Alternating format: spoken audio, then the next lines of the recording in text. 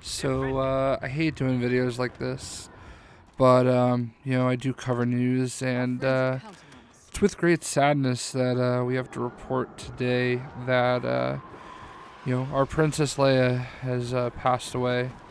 Um, as many of you know, you may not know, a few days ago, Carrie Fisher was on a flight from London to Los Angeles, and, right at the end of the flight, she had a heart attack, and they had to do a lot to resuscitate her to try to get a pulse going again. And you know, we've all been hoping and praying, and apparently 2016 wasn't done with us. And today her family has announced that she has passed away, and you know, I'm pretty devastated for somebody that I never met, but was such a major part of my life growing up. You know, I was born in 1980, right in the height of Star Wars, you know, becoming popular, and I grew up with Carrie Fisher, you know, my Princess Leia. You know, like, she was, you know, probably my first crush. You know, like, she was everything that a princess in the movies was supposed to be. She was tough, she was, you know, beautiful, she was, you know, powerful, you know, very strong, and she wasn't always that in real life. You know, Carrie Fisher, you know, she did a lot to herself over the years. She was very heavily into drugs, and you know, had a lot of issues that she carried because of just the success overwhelming her. And she used that to create a positive, to, you know, to be an advocate for mental health. And there's so many sides of her that are just so incredible, and we could sit here and talk about it all day. And I feel so bad for her family, for Star Wars fans who, like, this is an icon, you know, like, Princess Leia is one of the iconic characters in entertainment history. And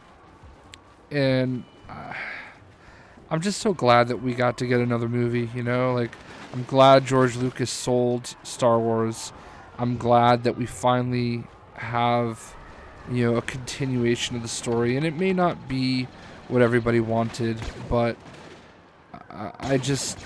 we're getting it, you know. And, you know, there is a spoiler at the end of Rogue One, you know, and I apologize, but just seeing her again was so amazing. It was such a well-kept secret.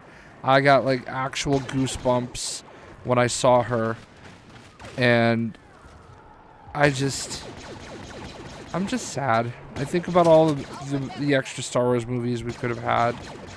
I think about just a few months ago not going to Rhode Island Comic Con when I wanted to, but, you know, we take so much time for granted. You know, 2016 has been especially brutal for celebrity deaths, and look, I know, man, like, people die all the time. But 2016 just, it feels like it was especially brutal, and, you know, losing Carrie Fisher here at the end of the year, just more people are going to die in 2017. I mean, it's the way of the world, you know, we all come and go.